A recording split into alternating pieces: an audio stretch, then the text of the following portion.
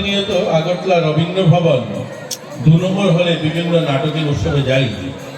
সেখানে যে সংখ্যাটা তার বসার যে সিটগুলো সেখানে 250 থেকে 300 লোক বসতে পারে, কিন্তু কোনোদিন সেই হলটা ভর্তি দেখিনি। কিন্তু কৈলাসহরে কালকে আমরা ঊনকোটি কলাক্ষেত্রে উপস্থিত হয়ে সেখানে প্রায় 300 দর্শক সেখানে মঞ্চে উপস্থিত ছিল।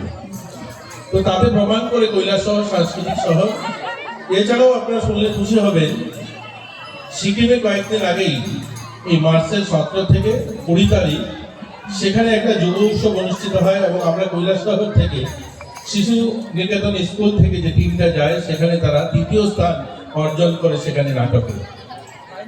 এছাড়াও গোটা রাজ্যে বিভিন্ন সাংস্কৃতিক দলগুলো বিভিন্ন সময় গোটা দেশে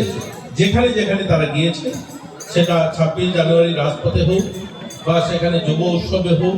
আমাদের টিম যেখানে গিয়েছে মধ্যপ্রদেশে হোক, গোটা ভারতবর্ষে যে প্রান্তে সাংস্কৃতিক দলগুলো আমাদের এখান থেকে যায় তারা 2য় 3য় স্থান কোনো না কোনো তাদের সেখানে সম্মানিত হয়ে আসছে এবং আমাদেরকে গর্বান্বিত করে যে আমরা ছোট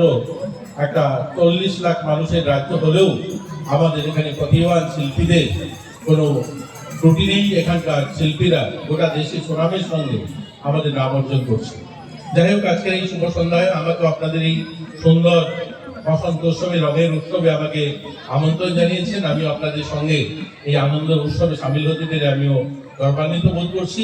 এবং যারা এই আয়োজক যারা রয়েছেন কৈলাসহর পুর পরিষদ এবং আমাদের মহকুমা প্রশাসন এবং আমাদের আইসি দপ্তর তথ্য সংস্কৃতি দপ্তরের যৌথ প্রচেষ্টায় এত সুন্দর একটা আয়োজন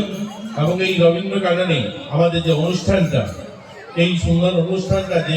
পরিবেশে আপনারা আয়োজন করেছেন তার জন্য আপনাদেরকে ধন্যবাদ জানাই। এখানে বসন্ত উৎসব এবং এই রঙের উৎসব আমাদেরকে একটা বার্তা দেয় যে খুশির বার্তা, আগামী দিন আরো সুন্দর একটা মুগ্ধ পরিবেশের আমরা যেটা পাই। এখানে যারা উপস্থিত আছেন আপনাদের কাছেও আমি অনুরোধ করবো এবং আমাদের আধিকারিকগণ যারা আছেন সকলকে যে আমরা এই রবীন্দ্র গার্ডেনটাকে যেন আরো সুন্দর করে সাজিয়ে তুলি।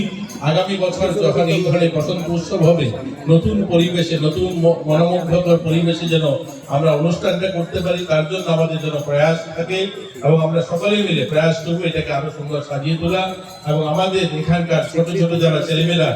এই সাংস্কৃতিক আঙিনায় নিজেদেরকে গড়ে তুলছেন তারা যেন একটা সুন্দর মনোমুগ্ধকর পরিবেশ পান এবং কৈলাসহর ঊনকোটি যে শহর, এটা একদম প্রাচীনতম ত্রিপুরা রাজ্যের সাংস্কৃতিক শহর, সেটা যেন আমাদের এই গর্ব যেন বহাল থাকে